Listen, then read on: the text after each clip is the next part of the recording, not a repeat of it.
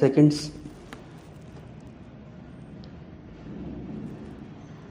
Sir, some days ago I had the honor of presenting to the House the report of the Planning Commission on the second 5-year plan. I presume that many members have read it since then, either fully or in parts. I have now the honor to move the following resolution. This House records its general approval of the principles, objectives, and programs of development contained in the second 5-year plan as prepared by the Planning Commission. Those honorable members who have read this report have probably not found it very light reading.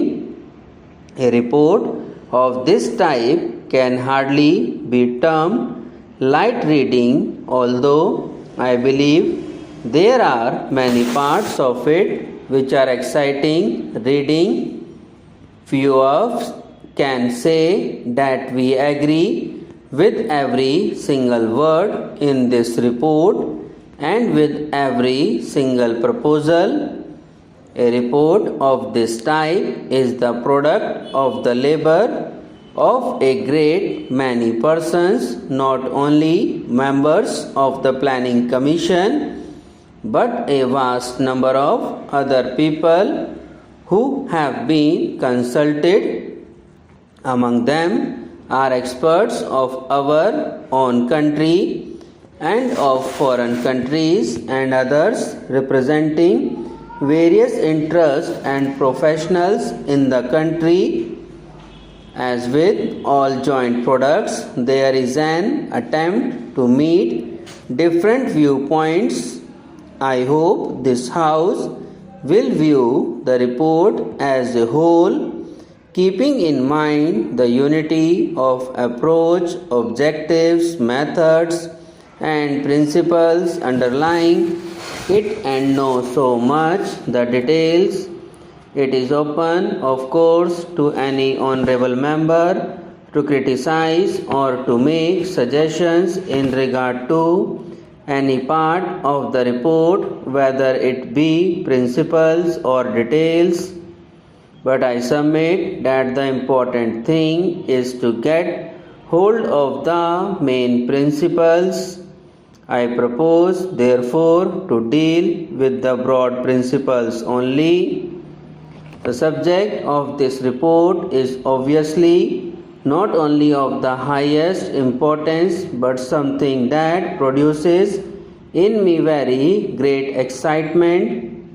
It is an exciting subject because it deals with the future of 360 millions of people.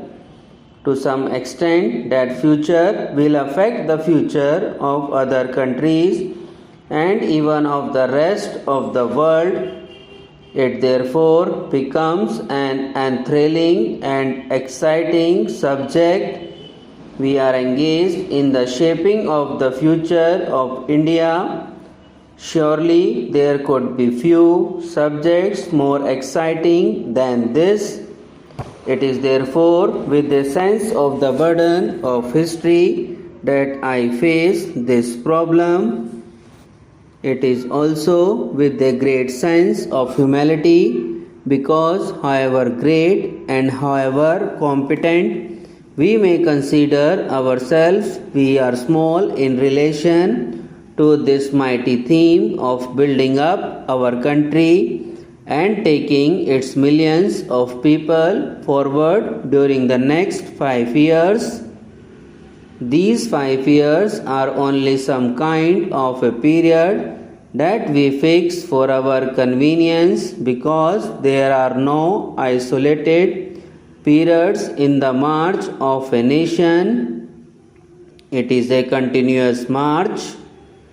We must really think in terms of even longer periods and in terms of several 5-year plans. This is the second. Nobody thinks that at the end of the second plan we shall have been at the end of our journey. There is no journey's end when a nation is marching, leaving out the ultimate ends. Even such a goal as we envisage, the objective of a socialist pattern of society, is not going to be achieved at the end of the first 5-year plan or the second. It may require 3 or 4 5-year plan periods before we can say with some confidence that we have very largely achieved it. Therefore, we must keep this large perspective in view. In planning, especially, we are apt to forget the larger perspective and lose ourselves in some particular aspect which is of importance and yet which may very well come in the way of the larger perspective. For example, take the question of regional development. We are all agreed that there should be a uniform development all over India. We are all agreed that disparities, not only as between individuals in regard to income, but as between the various areas in India, should be removed, that there should be equality of growth and opportunity all over India.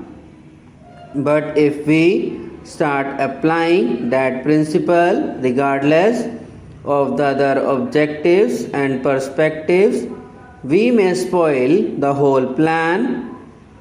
We may not have very much to give to any region. Therefore, in looking at the 5-year plan, we have to think really of several 5-year plans. That is why it is becoming more and more important that we should, in addition to the period we are dealing with, have a longer perspective in view.